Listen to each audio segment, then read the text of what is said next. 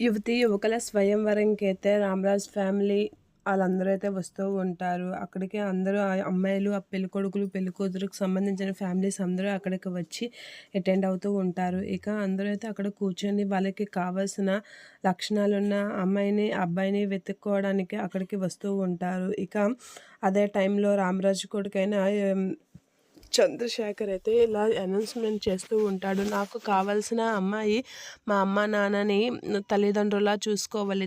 తన సొంత తల్లిదండ్రుల్లా చూసుకోవాలి అని అనేసరికి అక్కడే ఉన్న ఒక అమ్మాయి ఫ్యామిలీలో వాళ్ళ అమ్మైతే, "అమ్మాయి మనం అనుకున్న పప్పు సుద్దగాడైతే దొరికేసాడు అమ్మాయి. అచ్చం అలానే ఉన్నాడు" అని అనేసరికి ఆ అమ్మాయి అయితే చందుని చూసి నవ్వుకుంటూ ఉంటుంది. మురిసిపోతూ ఉంటుంది. ఇక చంద్రశేఖర్ ఆడిన మాటలకైతే చాలా హ్యాపీగా ఫీల్ అవుతూ ఉంటాడు రామరాజు. ఇక అదే టైంలో ఆ అమ్మాయి అయితే ఆ చంద్రశేఖర్‌ని చూసి నవ్వుకుంటూ నిజమే అని చెప్పేసి అనుకుంటూ ఉంటాడు. "ఏమమ్మాయి నిజమేనా?" అని అంటూ ఉంటుంది. "అవునమ్మా" అని చెప్పేసి అయితే అనుకుంటూ ఉంటారు వాళ్ళిద్దరూ. ఇక రామరాజు అయితే చంద్రశేఖర్ ఆడిన మాటలకి హగ్ చేసుకుంటూ ఉంటాడు. మురిసిపోతూ ఉంటాడు. అదే టైంలో ఆ అమ్మాయి అయితే స్టేజ్ మీదకెళ్ళి తనకు కావాల్సిన లక్షణాలైతే చెప్తూ ఉంటుంది. "నేను మా అత్తమామని నా సొంత అమ్మా నాన్నలా చూసుకుంటాను" అని అనేసరికి రామరాజు అయితే చాలా హ్యాపీగా ఫీల్ అవుతూ ఉంటాడు. చంద్రశేఖర్ అయితే ఆ అమ్మాయిని అలా చూస్తూ ఉంటూ కొంచెం సిగ్గుపడుతూ ఉంటారు.